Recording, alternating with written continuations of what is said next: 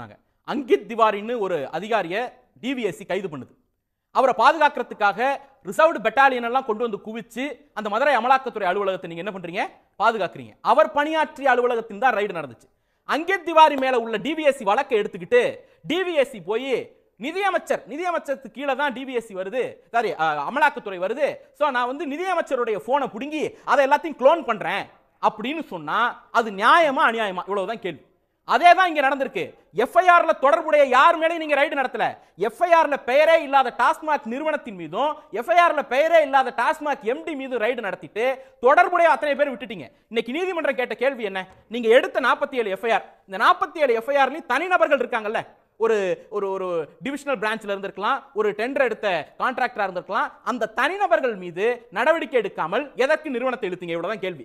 தனிநபர்கள் மீது நடவடிக்கை எடுத்தா அந்த வழக்கு பெரும்பான்மையான வழக்கு 47 41 வழக்கு அதிமுக ஆட்சி காலத்தில் போடப்பட்ட வழக்கு, அதனால அதிமுக காரர்களுக்கு இது ஆபத்து வந்துரும் அப்படிங்கிற காரணத்தினால அந்த தனிநபர்களை விட்டுட்டு இல்லாத நிறுவனத்தை, அந்த வழக்குல தொடர்பு இல்லாத நிறுவனத்தை உள்ள கொண்டு வந்து அரசியல் ரீதியாக களங்கம் கற்பிக்கிற முயற்சியிலே அவர்கள் ஈடுபடுகிறார்கள் அப்படிங்கிறது தான் ஒண்ணு.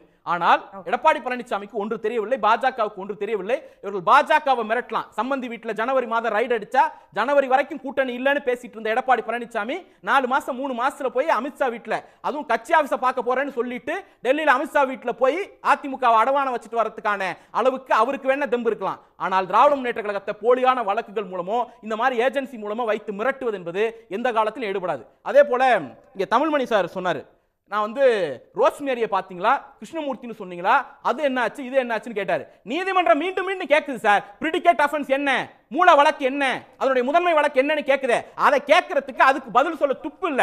ஆனா இங்க வந்து இங்க நம்ம தமிழ்மணி சாருக்கு இன்னைக்கு என்ன பதட்டம், அவங்க போட்டு வச்ச கணக்கு இருக்குல்ல, அதிமுக போட்டு வச்ச கணக்கு, இதை வச்சு திமுகவை கலங்கப்படுத்திடலாம், பிஜேபி போட்டு வச்ச கணக்கு, அது ஒண்ணும் இல்லாம போயிடுச்சு.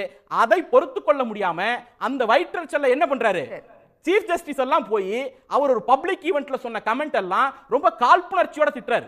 டிஜிபி ஏன் வரலன்னா அதுக்கு பதில் சொல்லுங்க சார், அதை விட்டுட்டு அது அரசியல் காழ்ப்புணர்ச்சி அப்படின்னு கத்துறதுக்கு என்ன அர்த்தம்? உங்களுக்கு இன்னொன்னு சொன்னா, நான் வழக்கறிஞர் 400 பக்க புக் தெரியுமா 500 பக்க புக் தெரியுமா நீங்க சொன்னாரு, அதை ஈடி அங்க சொல்ல வேண்டியதானே, அந்த 400 பக்கத்துல எடுத்து பாருங்க சுப்ரீம் கோர்ட்ல சொல்ல வேண்டியதானே. இன்னைக்கு ஏன் ஈடி சொல்லல, ஈடி தரப்புல ஆஜரானவங்க ஏன் சொல்லல? இன்னும் ஒரு படி மேல போய் அவர் என்ன சொல்றாரு, சீஃப் ஜஸ்டிஸ்ல ஒரு பர்టిక్యులரா சொன்ன கமெண்ட்க்கு இவ்வளவு காழ்ப்புணர்ச்சியோட பேசுறீங்கல்ல, உங்களுக்கு ஈடி எந்த துறைக்குள்ள வருதுன்னே தெரியல, ஆனா எல்லாம் தெரிஞ்ச மாதிரி சீஃப் ஜஸ்டிஸை வந்து காழ்ப்புணர்ச்சியோட விமர்சிக்க வந்துட்டீங்க.